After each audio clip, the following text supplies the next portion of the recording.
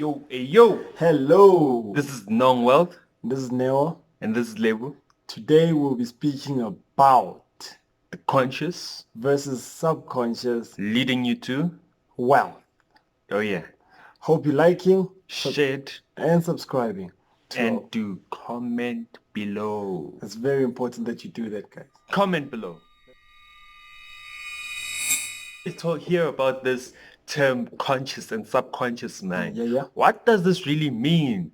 Well, the conscious mind is the mind that actually creates, right? Okay. It creates everything for you, right? So now something that is alien to you, something that you do not know about. So we're talking That's about how, new ideas. yes, this is the new ideas, how new ideas actually come to you, right? Okay. So this is how they actually come to you. This is how they enter your brain, right?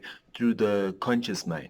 And this is how you receive it and use it. Yes. So now the subconscious mind would be, The subconscious mind, we're talking about our belief systems. We're talking about our emotions. We're talking about habits that are actually happening. And we've learned through the conscious mind and we're just applying. So it's all about applying all that information that we've taken from the conscious mind. okay, so now the subconscious mind and the subconscious mind are not actually two different things. Okay, they are, we could say they are two different things, but they work together, Sure. right? So now what would happen is that I would learn new information and then it would be stored in my subconscious mind, right? Then when I want to actually use that new information, I access it through my conscious mind. Okay. Yes. And you know, we always hear about how human beings, okay, there's different case studies about this, how human beings use 8% or some people will say 10% of their brains. But now with regards to conscious and subconscious mind, what we'd like to put out there is that we are on autopilot. So what that means is that we take in, okay, from our creative brain. Maybe we don't create as much. Okay. We are actually more of reactive. Okay. So if I can give you a practical example, so I'd like you to do this exercise with me, and I'll be nice and slow so that everybody does do it with me. Okay. I'd like you to make a circle. Okay, is that clear? Yeah. Once you've made the circle, I would like you to, is everybody doing it? Let's do it. I want you to practically experience this, what I mean when I'm saying that we are on autopilot.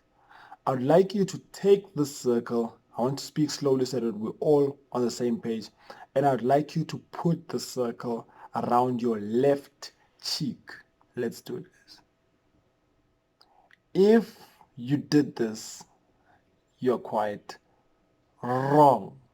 This is not your left cheek. This is actually your chin.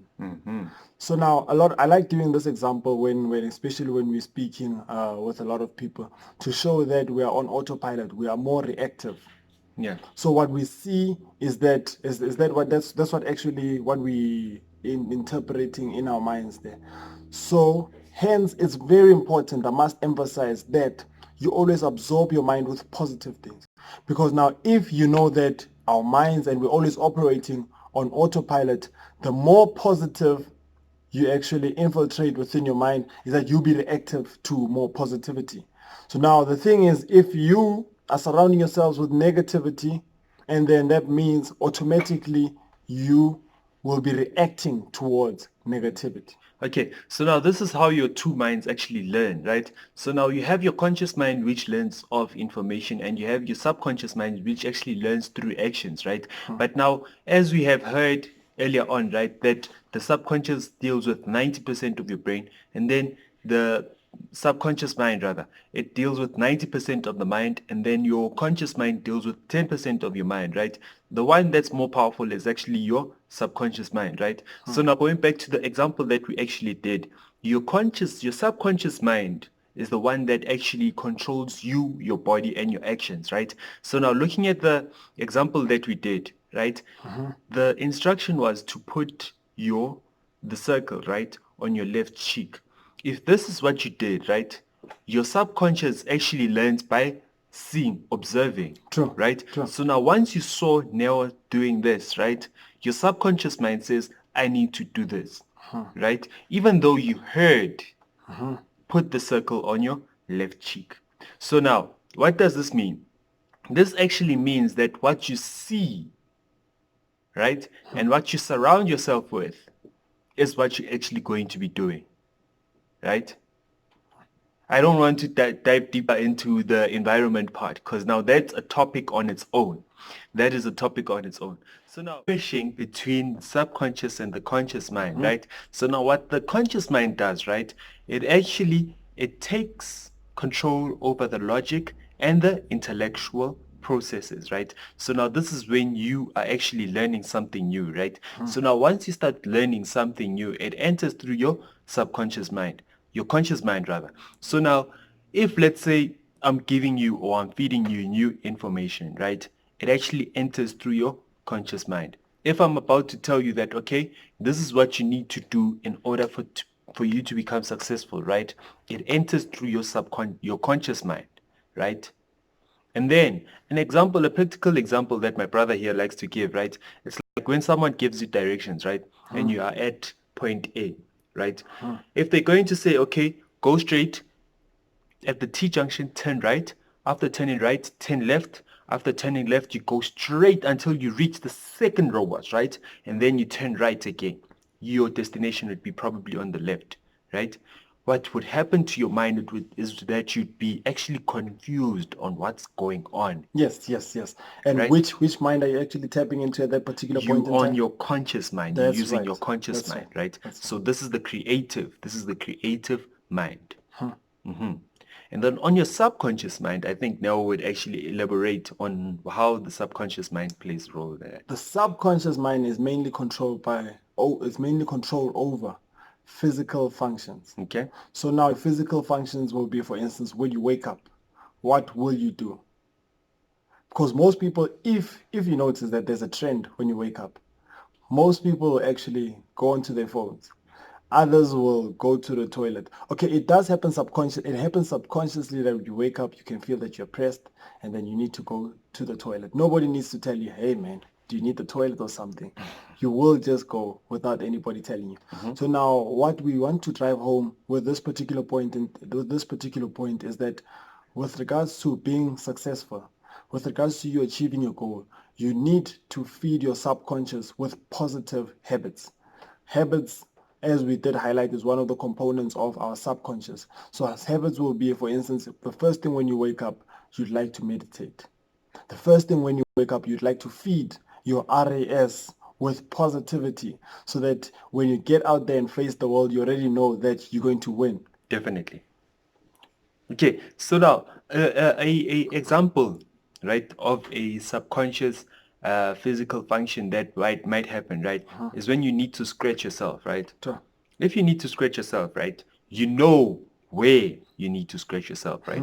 Say for instance, I need to scratch myself right here, right? I'll scratch myself. I know the amount of energy that I need to actually scratch myself, right? True. Have you ever tried asking someone to scratch your back, right? They do not serve justice. They It's don't. either It's they not in tune. scratch too hard or too soft. It's But not now in when tune. you reach that point, right? It gives you that satisfaction, right? So now moving back to your wealth, right? Once you start feeding your subconscious mind with Sure. information that is actually healthy for you, right?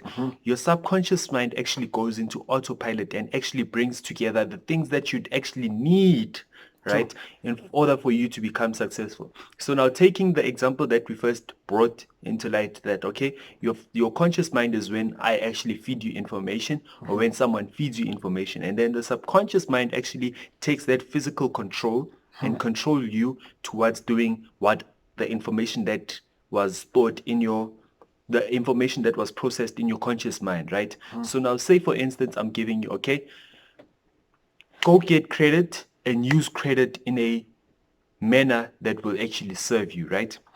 What that does, it goes into your conscious mind and then it gets stored in your subconscious mind, True. right?